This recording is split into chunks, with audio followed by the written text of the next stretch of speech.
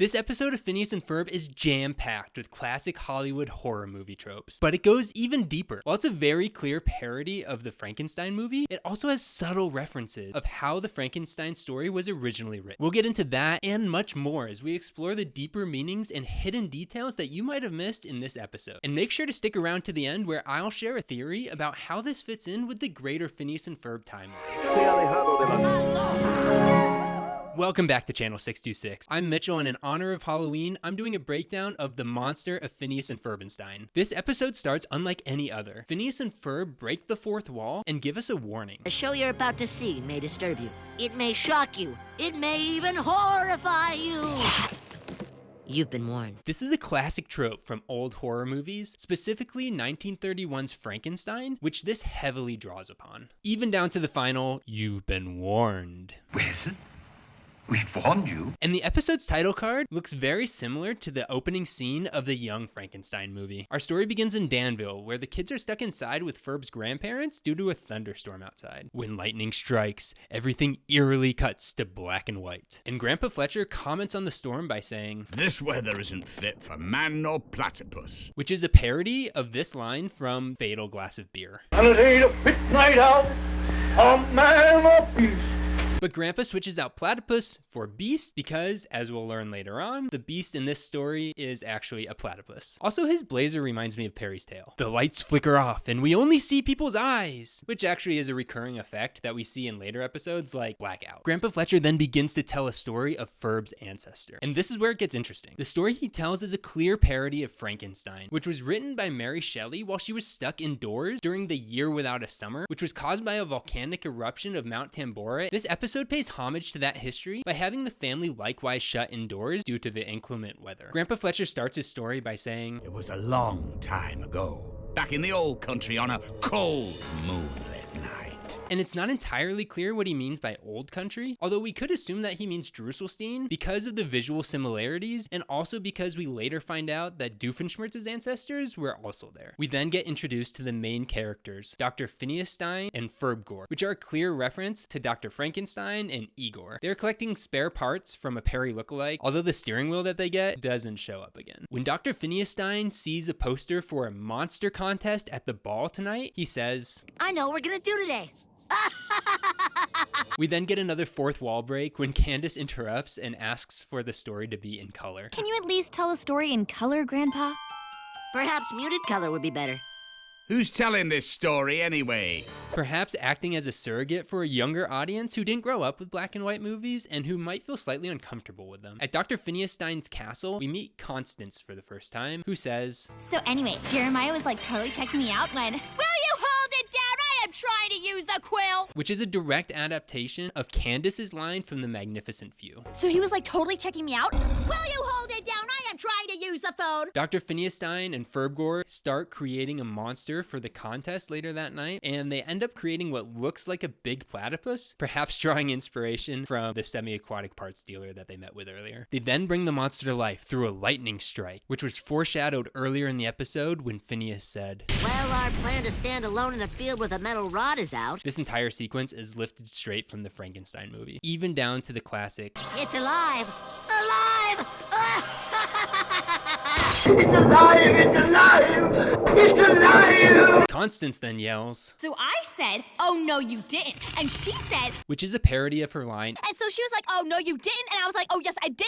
and an angry mob serves as the mom figure because we don't ever see Phineas and Ferb's mom and dad. And this classic Candace line is hilariously adjusted for the context. I'm telling Mob. We get another reference to a classic horror trope when the giant platypus comes up behind Candace without her knowing it, and she goes to get the mob on an old-timey bicycle. And while Grandpa Fletcher is telling this story, Perry's off on his usual adventures. He enters his lair and gets instructions from Major Monogram, who delivers it in the same style as the warning intro. The mission you're about to receive may shock you. It may even horrify you. Although this was unintentional because he has excuses for everything, including that curtain and his tuxedo. Sorry about the tarp behind me. Storm caused some water damage and, oh, cheese and crackers. Late for my cousin's wedding. When Perry enters Dr. Doofenshmirtz's apartment, we hear a riff on the classic Twilight Zone theme.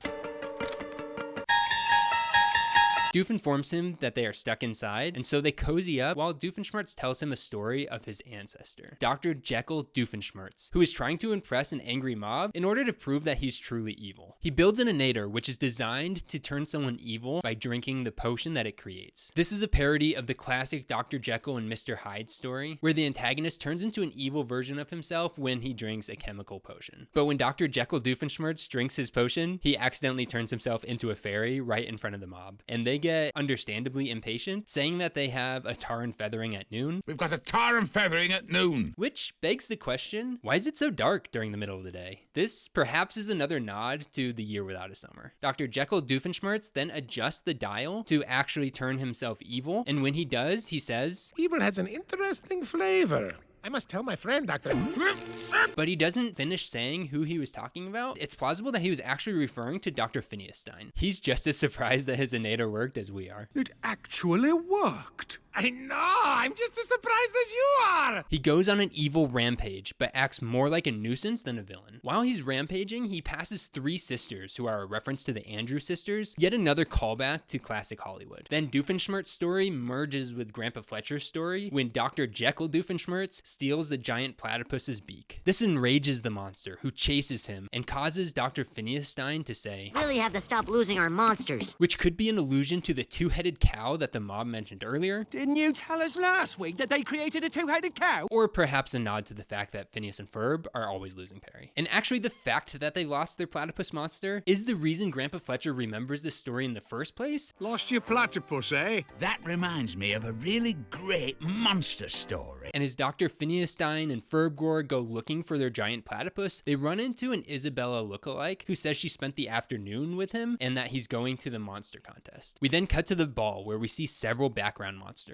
This guy reminds me of a cross between this slug from Monsters University and Buddy Boyle from the Monsters Inc. laugh floor at Disney World. This one resembles Jack Skellington and also this guy from a future Halloween episode. And of course, the giant floating baby head is in attendance. And this guy looks like Pain from Hercules. Then when the giant platypus confronts Dr. Jekyll Doofenshmirtz, he twists his beak in the same position that Dr. Jekyll Doofenshmirtz had put it back on earlier. Constance sees all this commotion and calls to the mob, who responds, We're coming. Don't get your knickers in a twist. which, in case you missed it, is an old-timey way of saying don't get your panties in a wad. Then Constance accidentally drinks the potion and mentions the taste just like Dr. Jekyll Doofenshmirtz had. That's a peculiar taste. Constance ends up winning the contest and the mob chases after her, recalling how all of Candace's schemes to bust the boys somehow backfire on her. And that marks the end of the Doof and Grandpa Fletcher stories. Back at the house, Ferb says, Platypus monsters are the only monsters to lay eggs. a callback to the very first thing we ever hear him say in the first episode. They're the only mammals to lay eggs. And as this episode concludes, there's one other thing I need to mention. If we look at some of the clues hidden throughout this episode, we can draw the conclusion that this takes place directly after the flying fishmonger. In that episode, Ferb's grandparents are likewise in town visiting, and when Grandpa Fletcher's theme song is played, it causes it to rain. So perhaps they had played the theme song so many times that it rained and ended up causing the thunderstorm that makes them all have to stay inside and experience